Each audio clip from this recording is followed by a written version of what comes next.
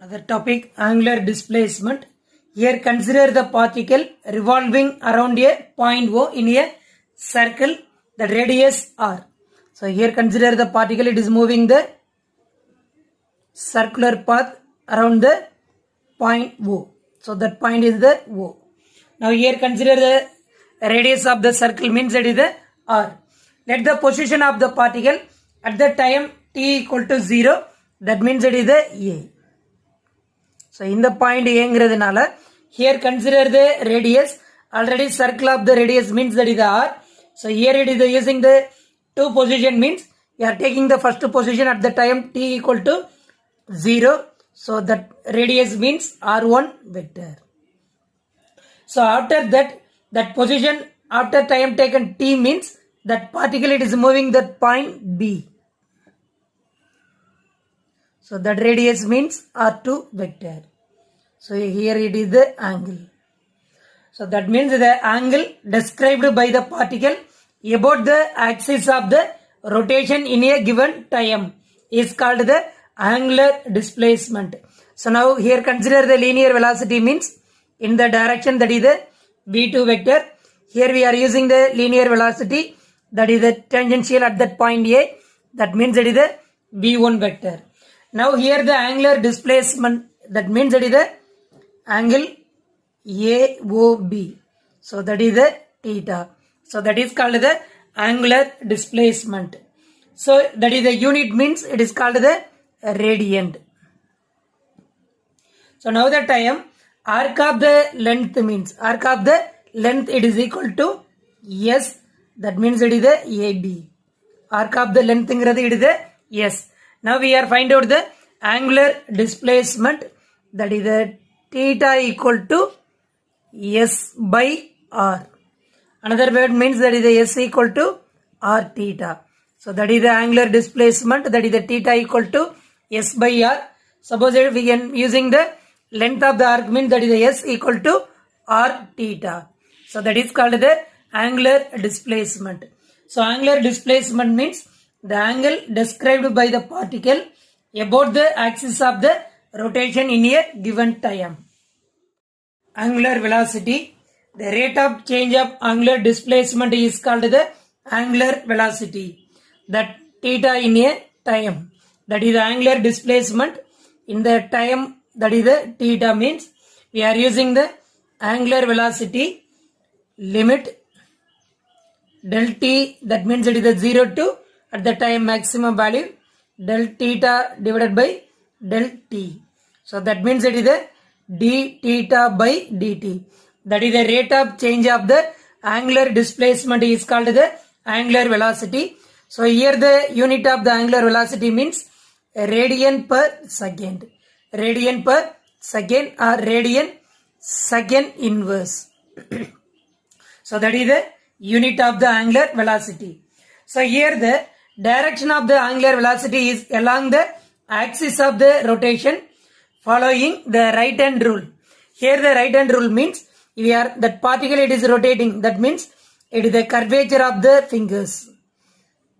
We are using the curvature of the finger, means that is the thumb finger is the indicate the direction of the angular velocity. So here consider the particle moving in a circular path, that center point O, that radius means it is the R.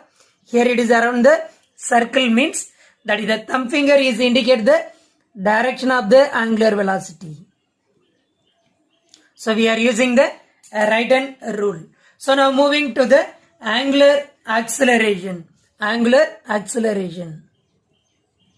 So angular acceleration means the rate of angular velocity is called the angular acceleration. Angular acceleration, that is the simple, means here we are using the omega, here you are using the alpha.